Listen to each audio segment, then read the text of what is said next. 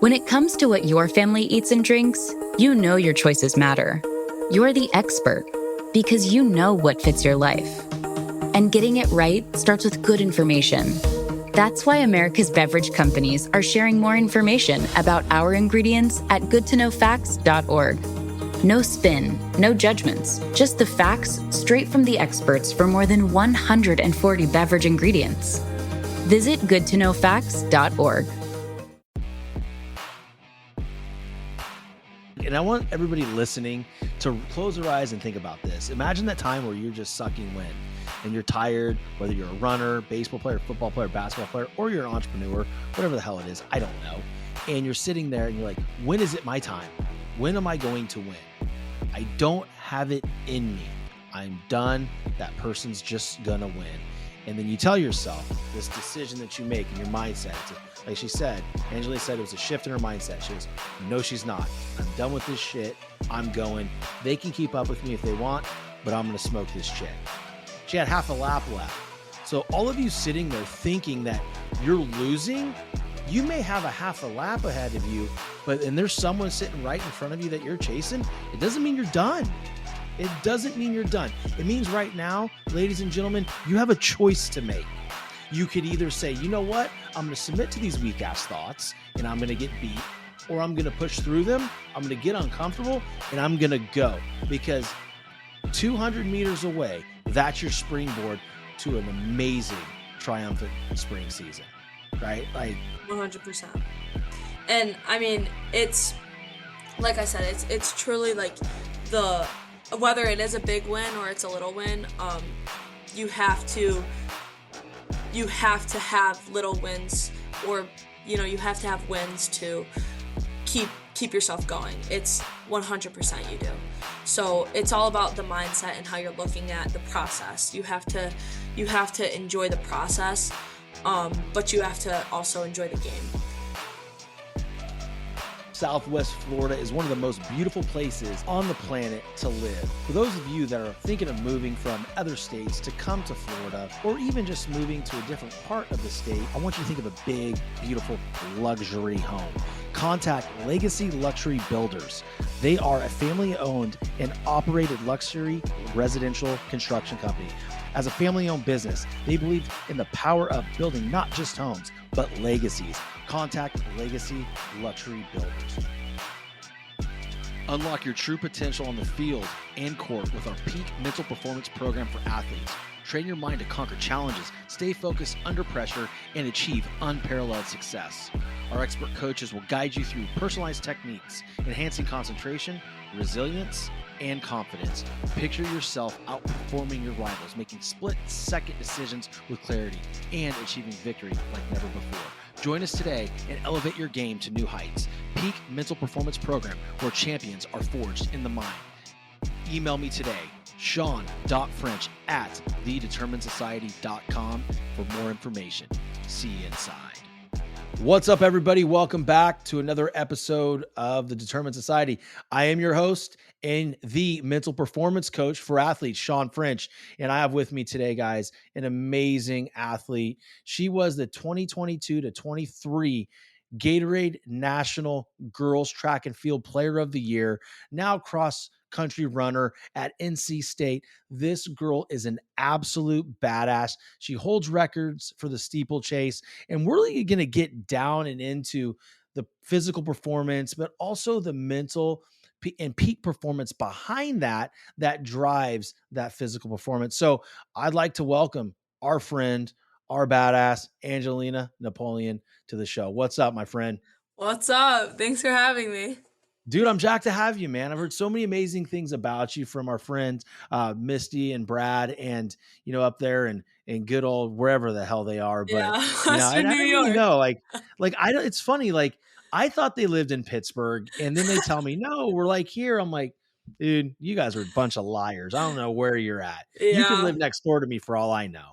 Yeah, we're in the middle of nowhere, so in the middle of nowhere. Awesome. Yeah. So why don't you tell everybody that's listening right now a little bit about where the middle of nowhere is, and take them through your childhood and how you became a runner. Yeah, so I'm from like a small town in Allegheny, New York. It's about Mm, an hour and a half south of Buffalo, to just give you perspective. okay. And, just growing up, I think just being around, I have two older brothers, and just being around them and being around my parents who are extremely athletic and also just raised me, to always be active and always be outside. That definitely, created an athlete in me as a Hmm. young child. So, yeah, I mean, That's awesome. How old are your brothers? yeah, so I have two older brothers. My one oldest brother, Roman, he is 23, and then my second oldest brother, Gus, is 21 now. Oh, dude, you guys are like all really close in age, Yeah, right? and There's a high so like the one thing that we're missing here is like probably a highly competitive situation when you guys are going yeah. outside and you're playing because that's one of the things now that nowadays and for those young athletes listening, please don't get offended by it, but y'all are soft. Like you guys don't go outside and play. Like Not as you much stay as they used to. dude. I mean, God, we used to be out running around. Like I'm part of the generation. Angelina's like when the lights went on, the street lights, Yeah, that's when I knew I had to be back in my house for yeah, dinner. And it's true, but like also to, kids' defenses now, like the world is different. The world is a different place. Like you can't just go and play randomly and ride your bike around because there's so many bad things that happen. So, right. but yeah, I mean, I can just imagine, you guys really competing when you guys are outside. Oh, Were yeah. they runners too? No, so actually, both my brothers played sports at a D3 level in college. Mhm. My oldest brother played football, and then my second oldest brother played basketball. Nice. And I was the only runner in the family. My dad, he was always athletic, and so was my mom, but no running really in college or Mhm. in high school too much within the family. Just Now, did your parents were they athletes in high school and college as well, or were they just athletic people? My parents always did athletics through high school. I think Nice. my dad cheered in college as Oh, well. no way. Where Yes, at? Pitt. It's okay not to be perfect with finances. Experian is your big financial friend and here to help. Did you know you can get matched with credit cards on the app? Some cards are labeled no ding decline, which means if you're not approved, they won't hurt your credit scores. Download the Experian app for free today. Applying for no ding decline cards won't hurt your credit scores if you aren't initially approved. Initial approval will result in a hard inquiry, which may impact your credit scores. This episode is brought to you by LifeLock. It's Cybersecurity Awareness Month, and LifeLock has tips to protect your identity. Use strong passwords, set up multi-factor authentication, report phishing, and update the software on your devices. And for comprehensive identity protection, let LifeLock alert you to suspicious uses of your personal information. LifeLock also fixes identity theft, guaranteed or your money back. Stay smart, safe, and protected with a 30-day free trial at lifelock.com/podcast. Terms apply. Yeah, Pitt? Oh, that's awesome, dude. yeah. That's cool. What Yeah, about your mom? it is cool. And my mom, she did not do any sports in college, but she was always super active and actually got me into dance as a young Mm. like child. So I always did dance. I actually did dance all the way up until my senior year of high school. Oh, So, really? yeah, and I think that also played a huge role into the way I am also today just with mobility and overall athleticism. It's a great point, Angelina. I have noticed and I've talked about this constantly. This is something like a mistake that I made growing up as an athlete, is specializing too soon in pigeonholing an athlete to one specific sport and activity. Yeah. Whereas what you're saying is you did dance, you participated in dance all the way up until last year, right? You're a freshman now, correct? Right. Yeah, and Right. I So I did it through my senior year, so I had to yeah. stop once I got to college. Yeah, Just a little lot of little tough on commitments, the but schedule. You probably don't yeah. have much time even for yourself now. We'll get into Yeah. that. But like to your point, the mobility, right? And the Mhm. flexibility Yeah. helps you so much. Those two things right there, I would imagine like really work together in making you the best runner you could possibly be. What are your Mhm. thoughts there? Yeah, I mean, 100%. I think also going into the steeplechase and hurdles, I mean, you have to have flexibility, you have to be limber when you're doing that, and 100% dance got me where I am there. And also, Mhm. I dabbled in a little bit of high jump all the Okay. way through Okay. high school as well. And I can tell you, dance 100% helped me, get over that bar and work on my back flexibility as well. So, yeah, it That's was, amazing. So in the fall you did the cross country, yeah. and then you did dance all year, and then in the spring you did the track and field, and you did the high jump there. Yeah, and I also did indoor Incredible. track too. So, Oh, just kind of wow. going all year round with running. Yeah. Okay, All year round with fantastic. dance. So, That's awesome. So for those, and it's funny you talk about flexibility. mhm. My daughters, I have a 7-year-old daughter and a 4-year-old daughter. They say, "Hey, Daddy, will you do scary yoga with us this morning?" And Oh I'm my like, "I don't know, guys. I got to take your son. I mean, your son, your brother to baseball practice. I got to coach. I'm ready to go." And my wife goes, "Do yoga with your daughters." And I'm like, "All right, whatever.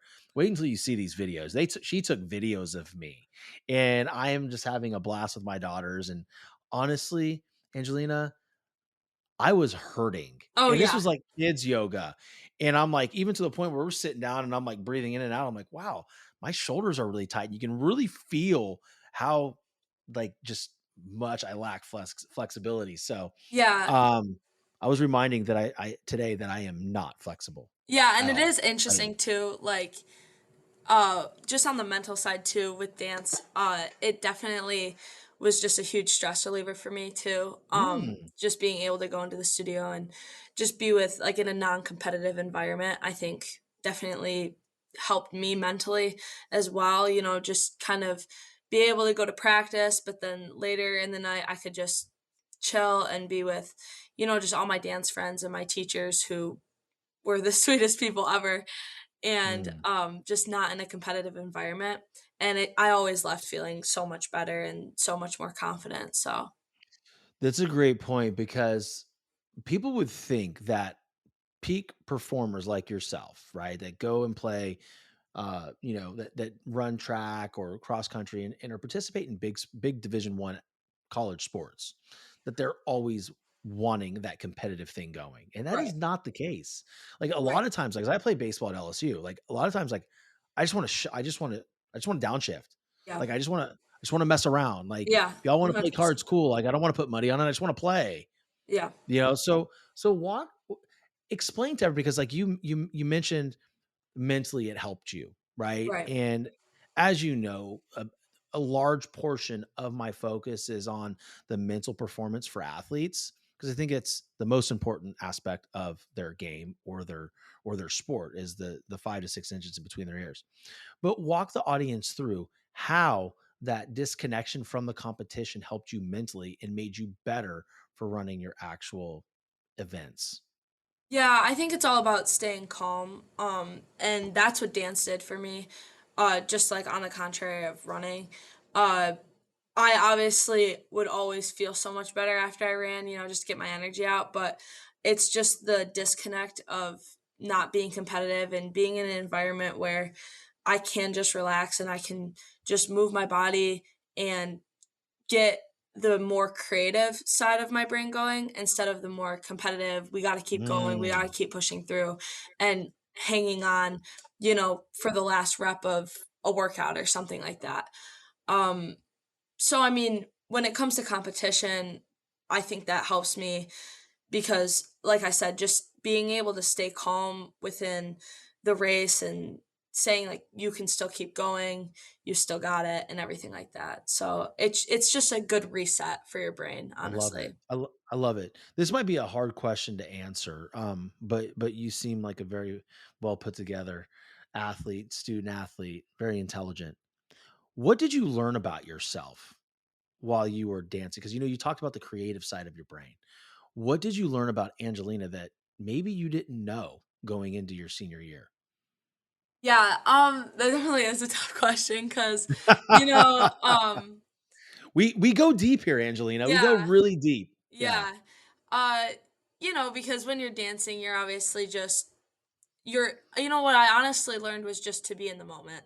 And I know that's like not a lot about me, but it's actually something I just took away from dance that has helped Mm, me through um running and just through life in general is to be in the moment. I remember my dance teachers would say, you can be stressed about homework, you can be stressed about whatever, running, anything you want. But while you're in the studio, you're here for an hour, be in the studio and be with Mm. the people around you. And I think that's so important just in life, honestly, to, really, really appreciate where you're at and who you're around.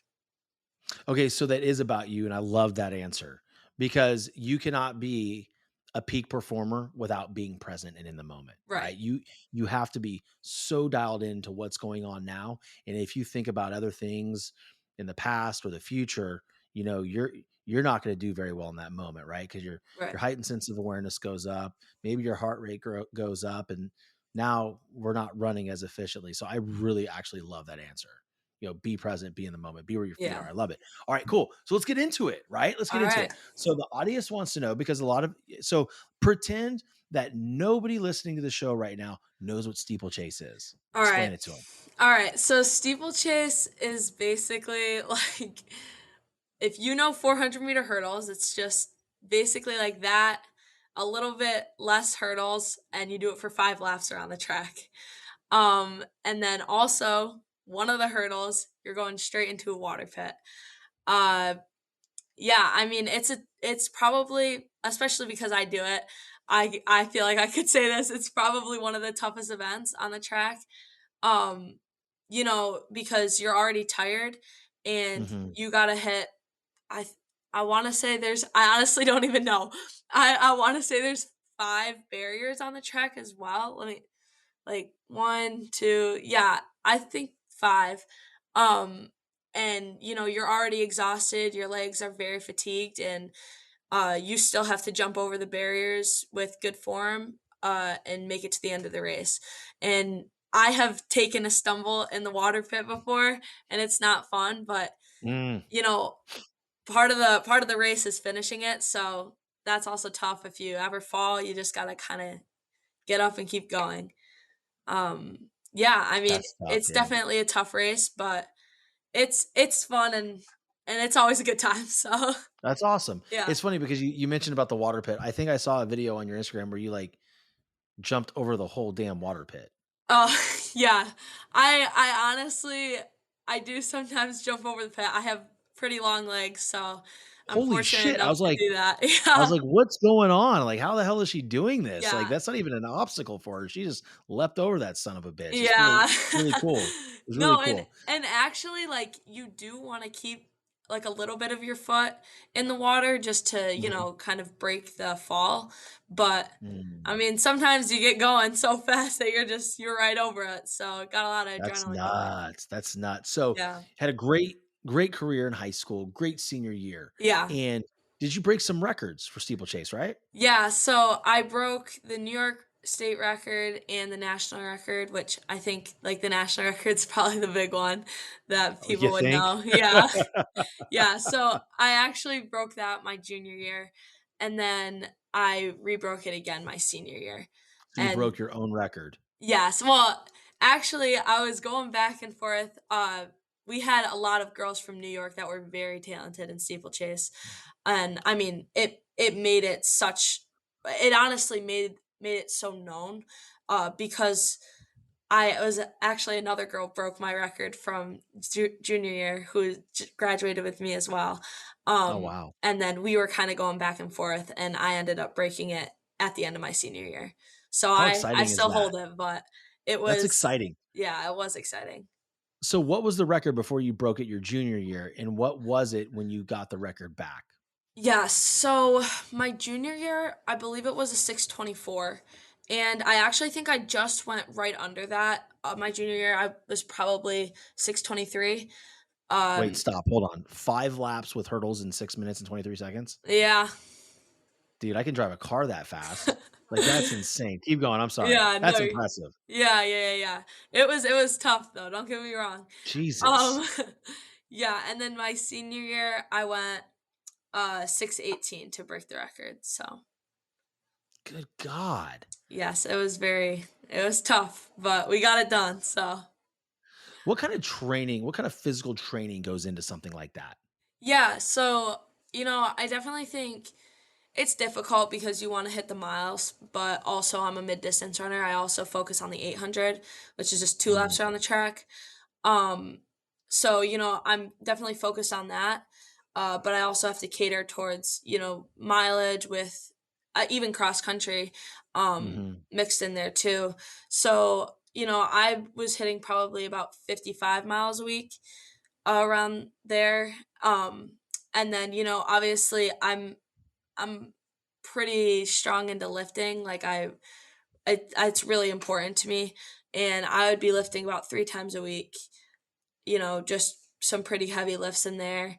And honestly, also, I think it's so important just going again with like the flexibility and mobility. I would try to, slide a yoga in there at least Mhm. once a week just to make sure I'm, limber and my back's not getting too messed up or anything Yeah. like that. This is amazing. This is what I really enjoy about conversations like this, Angelina, is the fact that at such a young age you were so active and you knew the type of processes to put in place to make you as successful as possible Right. in all your performances. Where did you learn that from? Yeah. I mean, just kind of going back to my family and, obviously my brothers were always athletes through high school and I definitely looked up to them. They were always lifting and in the gym and, just watching them do that, I think definitely kind of sparked something in me. And throughout 2020, actually, when we were in lockdown, I got really into lifting and it was it was very important to me and I honestly kind of revolved my training more around lifting than probably running. Mhm. And I had to tone that down a little bit because, I'm definitely a runner. I'm not a power lifter.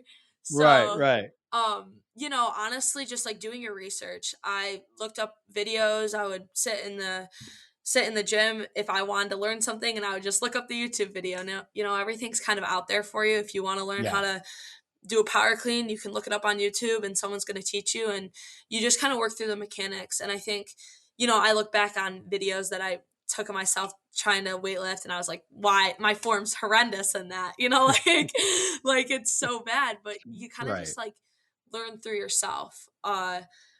And you learn through other people too, watching other people in the gym, watching my brothers lift, getting advice from them, honestly just taking anything I could get, grabbing at anything. Mm. That's how I kind of wrote that training. And, then my junior year, I had a recipe already. And my senior year, I followed that same recipe and it worked again. So, So why change it, yeah, why right? change it? But see, that's the thing, like, to have a process like that, Angelina, is not normal for high Yeah. school athletes. Like, I know a lot of really good baseball players that don't even know what the back of their hand looks like as far as the schedule goes. Like, they can't do it, right? Yeah. So, let me ask you a question because and we'll get to a lot of the mental stuff too, but how has being so regimented and strategic in your process and planning how did that help you going into NC State? Because quite literally, you don't own your time once you get to a Division One school. Right. Right. So walk us through that. 100%. How did it prepare you? Yeah, I mean, it definitely I think time management is key. I would be lifting in between, especially during COVID, I had a lot more free time just with online Mhm. classes. I would literally be sitting on an online class and sometimes be lifting while I'm listening to my Of class. course. Yes, of Um, course. yeah, that's normal. No, Hey, she's multitasking. yeah, She's a peak performer, ladies and gentlemen. yeah, Doesn't mean she's perfect, just means she's peak yeah, performer. yeah, yeah. Um, but when once we got back into school, my junior senior year, um, you know, on my if I had a study hall, I obviously I got to get my work done. Of course, that's Mhm. important. But I made time for that, and I think during the day, I would sign out, go lift, come back to school, go to practice, and then after I had my night to I would go to dance either at night or, sit down, do some work. And I mean, honestly, high school wasn't as strenuous as colleges. College is a Mhm. lot different. Just dealing with the studies and everything like that. It's definitely something I'm still getting used to. I've only been here for a little under a semester, so Mhm. It's definitely still something I'm working with, but definitely time management is so key in this whole process. Being able to know, honestly, just plan out your day. I'm gonna lift between this time. I'm gonna run between this time, and I have this much time to do my studying. And what to-do lists are my friend. I mean, I make a ton of to-do lists, and this Love is it. what I need to do. Um, and I make sure to get it done, honestly. You know, So, it's super important because, I work with a lot of athletes. I have a group of athletes that I work with every Sunday evening. You should come tonight if you want. all It's right. really cool. We get together and we have a Zoom and we just go through stuff. It's amazing. And then I also coach these athletes one on one, different athletes, not specifically them.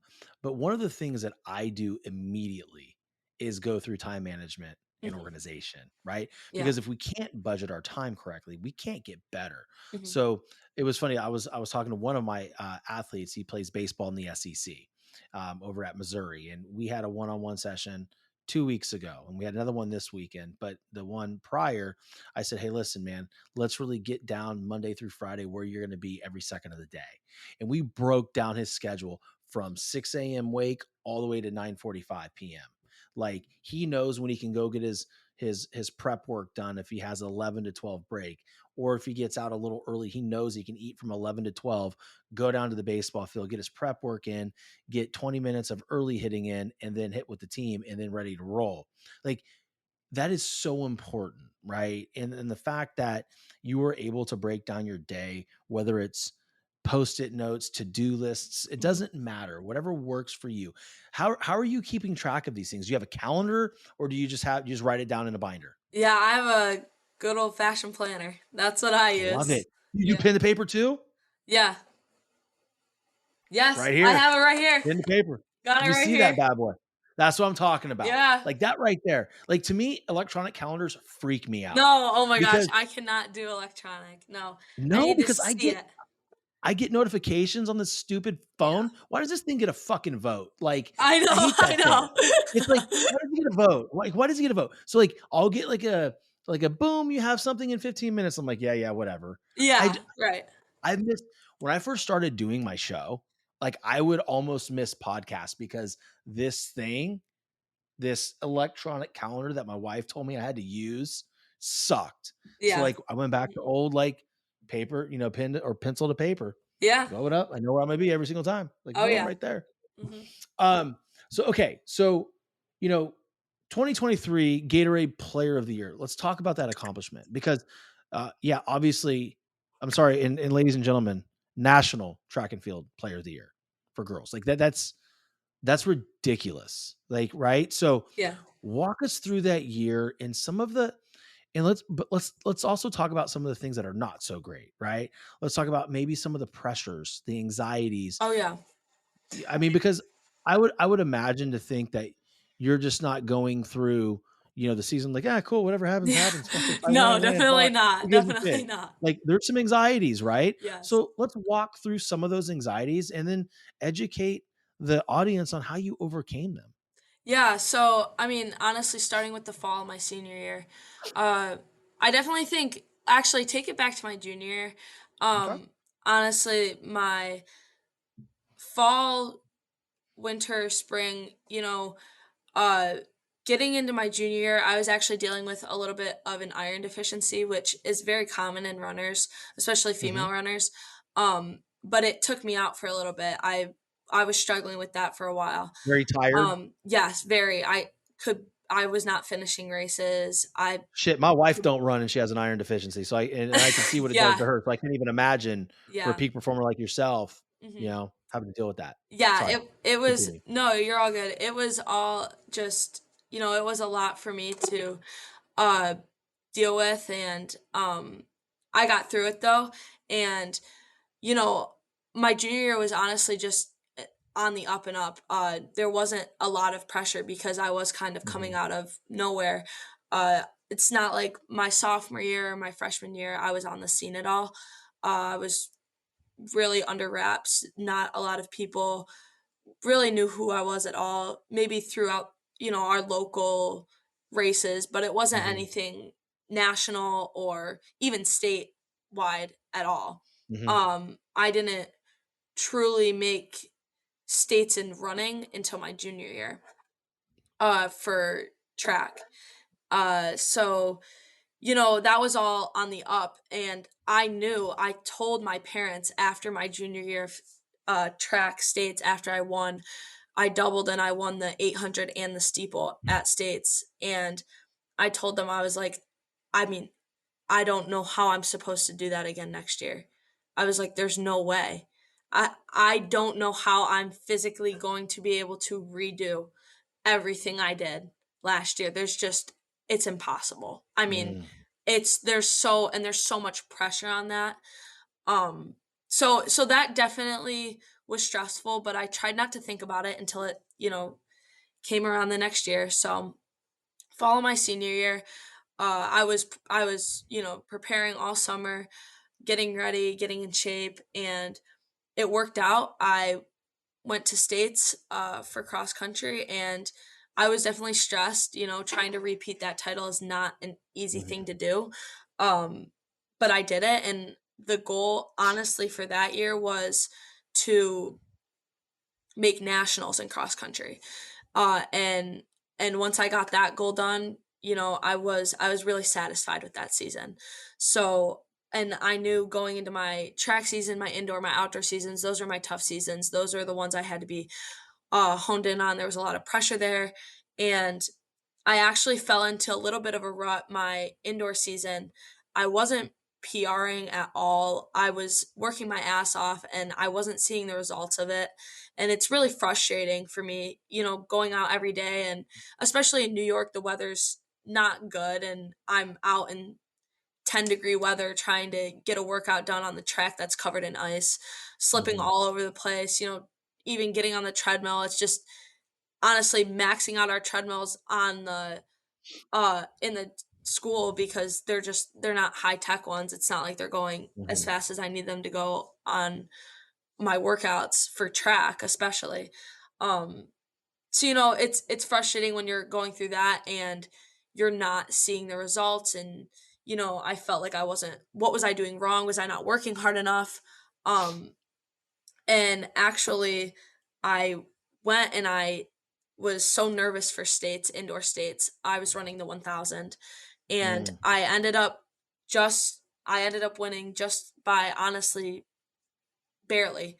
I barely won, and I remember walking off the track shaking my head. It was an awful race for me. I felt like crap. I was just not even there, and I was so distraught because I knew my toughest season hadn't even begun. Um, Mm. so I was really frustrated. But I ended up, figuring everything out. And I had actually slipped kind of back into an iron deficiency, and that's why I was just training for honestly nothing. Um, my body wasn't keeping up with what I was doing.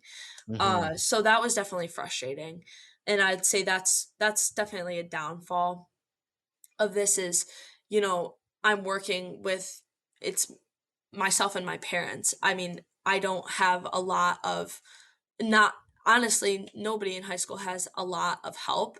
It's you're just Mhm. kind of seeing what you can do and hoping that it works out. And sometimes it doesn't. And, it's not like I mean, here I have all the doctors, all the help I could ever have, and ever want and need. So it's Mhm. very nice. But in high school, it's just not like that. Right. So moving on to my spring season, uh, the pressure was honestly kind of through the roof for me. I was expected to, break the national record again, and do it better. I had run 206 in the 800 my junior year, and I was trying to break that again. And I'm coming off a season that I wasn't super confident in.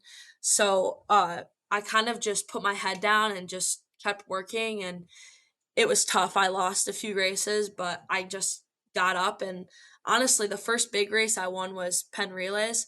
uh, I won the mile, and it's not even like I won it in a PR or anything.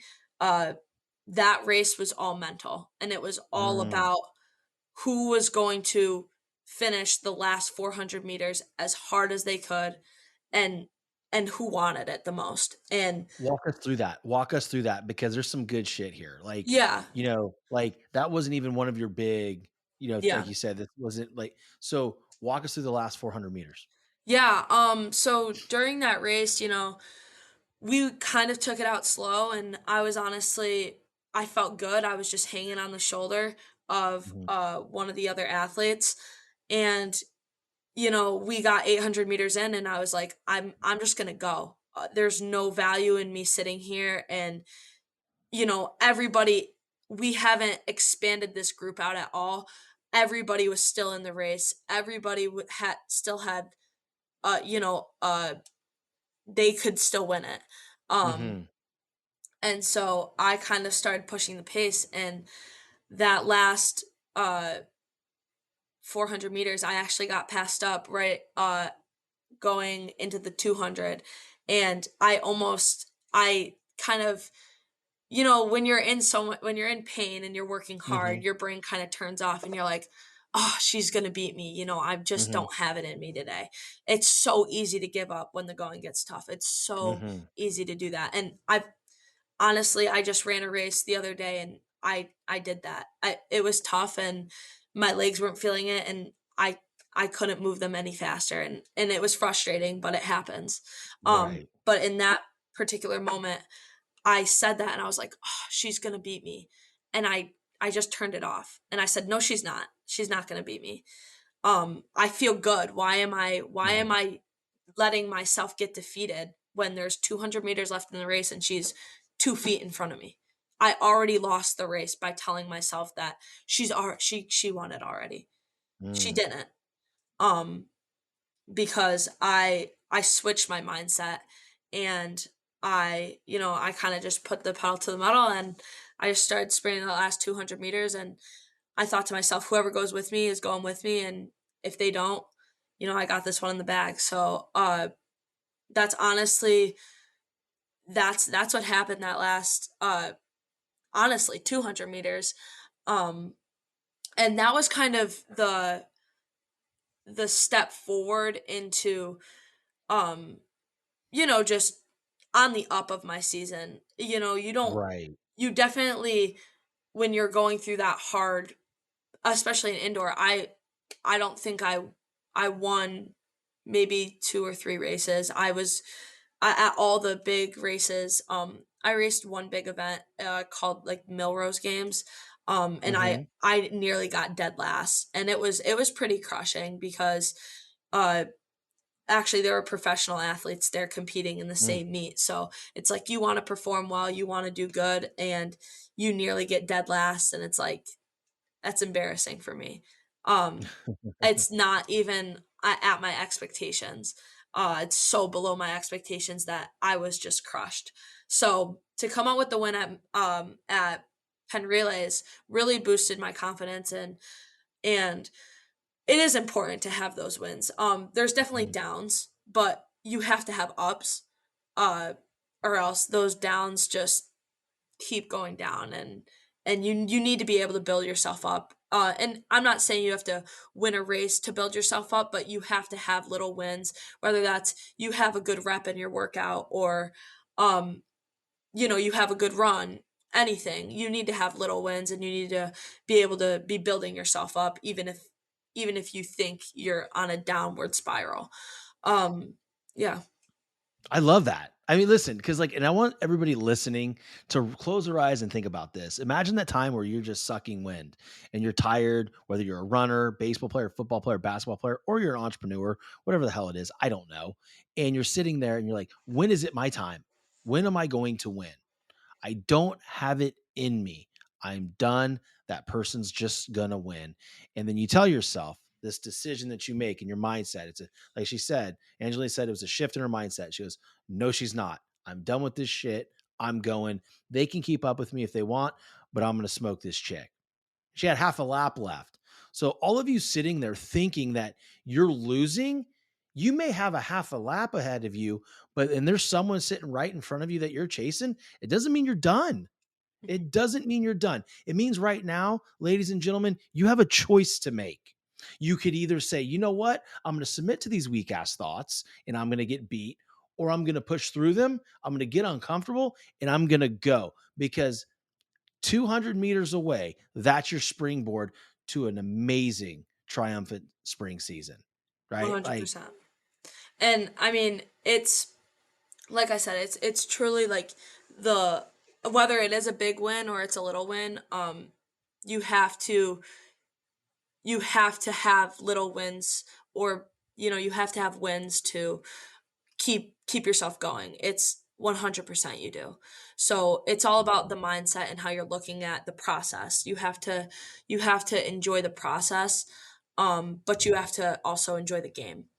Um I'm chuckling because this is what this whole thing's about. Like, you're hitting on all these amazing points that a lot of athletes are just letting it go by them. They don't understand that the most important thing that they have is loving the process yeah. and trusting in it. Like, the real reward, if you think about this too, like, you probably perform so much better when you think of, okay, the gift and the reward is the actual work.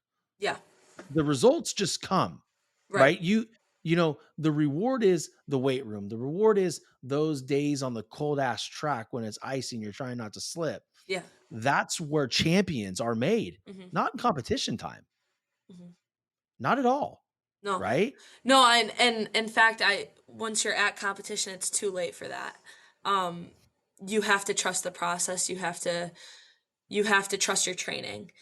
And to trust your training, you have to put in the work. You're not going to be able to trust your training if you're not putting in the work. If you're giving up halfway through, yeah, honestly, if you're giving up, that's and not only do you have to trust the process, but um you have to enjoy the game too, and you have Mhm. to be there for when the going gets tough, because especially in running, and this happens in all sports too, you get tired, you get exhausted, and it's so easy for like self-defeat, and for your brain to say, "Oh, this is so hard. Mhm. I'm just not going to be able to finish." Um but that's where, to me, that's actually where champions are made, if you can push past that. And Hell yeah. yeah. Hell yeah. Let me ask you a question, because like there's that moment, right, where you're going through some like really bad shit. Oh Like, yeah. when you're not feeling well in that season, you could easily just say, I'm done. This is just not going to be good. A lot of people try to leave that place of adversity too soon, where I think that it's very important that if you're feeling a certain way, if you're feeling down, your body doesn't feel good, and maybe you just feel like you're just garbage at that point, Yeah. lean into those feelings. I was gonna say, you definitely have to break that down too. Yeah.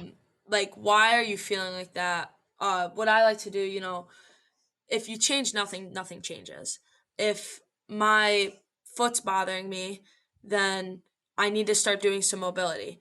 Um, and if I'm slacking off on that, then that's probably why my ankle or my foot's gonna hurt me. You need to change something in your day to day, because I think a lot of people get injured and then they're not changing anything to prevent that again. That's why I implement, this is physical, merely physical. But that's why I implement yoga into my weekly cycle of training, because it is important to do, preventative measures, to do that. And, also, we've all gone through injuries and stuff like that. And that's me changing something so that I don't get hurt. And a lot Dude, of people that's don't that's like to. amazing. The Yeah. Angelina, you're different. You're special. I mean, the preventative. Before you said preventative, I was thinking she's taking preventative measures so she doesn't get hurt. She's proactive. Yeah. For those of you out there, peak performance or peak performers, they are proactive. They do not sit around and wait to get injured before they handle this shit. Right. They take care of it right then and there. And the one thing that I love about your story is it's not perfect, right? Like, none of it was perfect. And I think a lot of times young athletes, and then even when I was an athlete, and sometimes it bleeds over into my professional career and in the show, if I hear something on a recording, I'm like, oh my gosh, I didn't like how I said that, I beat myself up. I'm like, well, now this is a bad show, was a bad show. I wasn't my best. And that's not true. No, That's bullshit. That's a lie, right? The reality is peak performance doesn't mean perfect performance. no. It- Yeah, and honestly, just like learning, I mean, it's so like just cliche, honestly, but it's Mhm. so true. You learn something from all your mistakes and all the downfalls, and you also learn things from all your ups. I was actually just talking to my dad about this today. Uh, just like you can't linger on your downs, but you also can't linger on Mhm. your ups. Uh, so you just have to have a fair game and, you know, just really try to work through it. So. Love it. I love it. We're getting close to the end of the show, and I want to cover one more topic. Okay. 'Cause I Yeah. think it's really cool. Like being that athlete that accomplished so much your junior year and your senior year. You won the National Gatorade Player of the Year for track and field for girls, and then you get invited to the fucking ESPYs. Like, Yes. dude, you're sitting there at the you're sitting there looking, you're at the ESPYs, man. Yeah. Walk everybody through that experience. And that is like if you're an athlete, Oh, like, yeah. dude, that's the pinnacle. Like, you're at the Oscars, right? Yeah. Like, you're at the Country Music Awards. You're like, holy shit, I'm on the red carpet. Mhm. I'm getting my black dress on. I'm ready to roll. Yeah. So walk us through that. Tell us about that experience.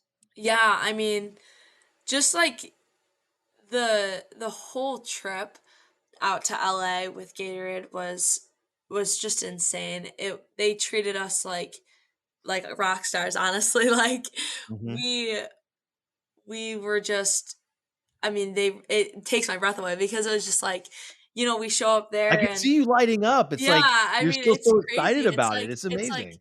we were really treated like, I mean, we're just in high school and I mean, it felt like we were being treated like we were like professionals. And so then to go to the ESPYs and to see professional athletes and to see, athletes that I mean, they have what you want, that what you're craving Mhm. for just for a career. So, it's super cool to see, you know, Damar Hamlin walking right I was by just gonna me ask or, you, dude, like and like, Patrick dude, like, not Mahomes, too like far after his cardiac arrest on the yeah. field, like, that how cool is that? You think I bet you he was pretty damn happy to be there too. Yeah, and also, just coming from, like, "Go Bills," Yeah, I I gotta know. What yeah, a moment. yeah, What a so, moment. God um, almighty. yeah, it was it's cool, it's just they're living the life that everybody wants, and it's just Mhm. cool to kinda see it. Don't get me wrong, they put in a lot of work to get where they're at, but, that's where everybody that I was with at Gatorade, that's where they wanna be. And it was just really interesting to, see everybody and see all the awards, getting, handed out, because that's where we wanna be, so That's it cool. was Couple cool. more questions for you. Yeah. One pertains to being there in that moment, maybe after the photo shoot on the red carpet, after all the photos with, Damar Hamlin, you're sitting there in the room, right? Was there ever a moment where you just sat there and you just smiled and you got those goosebumps all over your body and you said, you know what? God dang it, girl, good job. Like Yeah. you created this. Like walk us through that because being proud of oneself I think is very easy when you're at the pinnacle, but I also believe that not enough athletes are proud of themselves in general, Yeah. right? Share Yeah. that experience with them. Yeah, I mean, I honestly really do get that. People have asked me, just like, do you realize, you hold a national record or like you got this award? Do you understand that? And I mean, I'm gonna be honest, like, I really don't sit back enough Mhm. to like let it just be like, wow, that is what I did because and I agree, it's something I have to work on as well, just like, taking a step back and looking at that. But uh you know, all athletes, especially when you're at a high level, you're surrounded by everyone else doing such great things and especially in the running world and especially being on a team like NC State, they've won now two back-to-back NCAA cross country titles. So everybody here is good. Everybody here Mhm. has state titles, awards, whatever.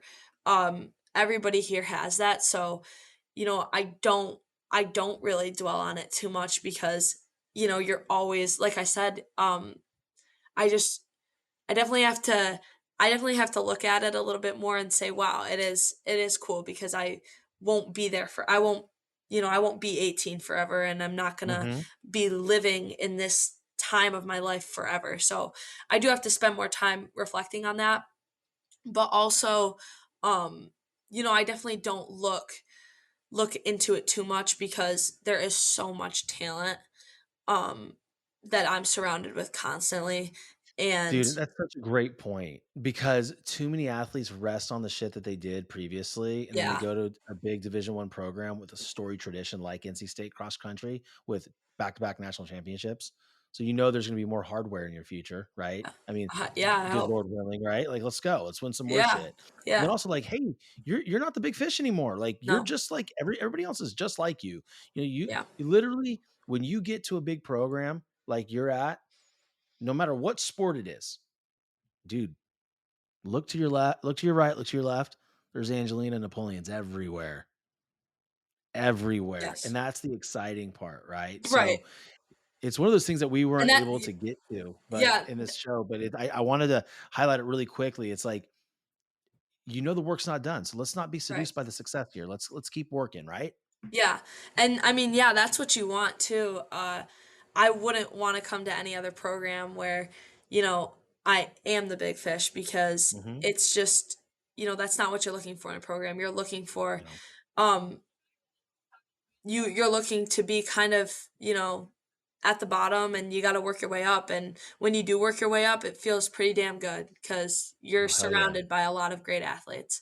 So you've worked your way up and And you've made you've it. earned it at that point, Yes. right? You earned it. So Yeah. amazing.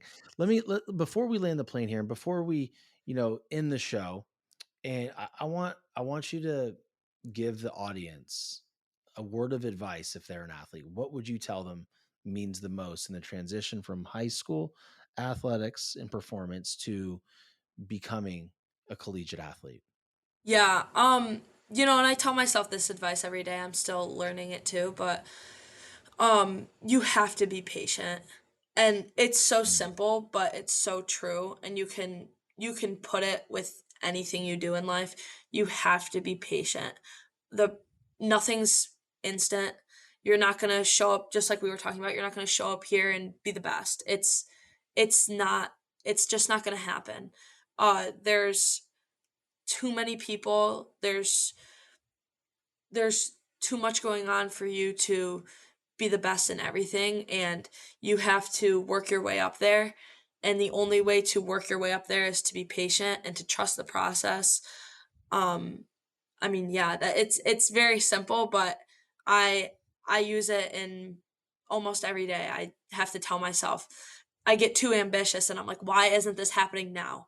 I've been doing this for 2 weeks, and not even 2 weeks. I've been doing this You for sound like me, dude. You yeah. sound like you I sound like mean, just every other peak performer. It's yeah. normal. Yeah, You're in good company. Don't worry. yeah, yeah, even Yeah. not even 2 weeks, you're doing something for 2 months and you're like, why am I not seeing the result of my Yeah. work?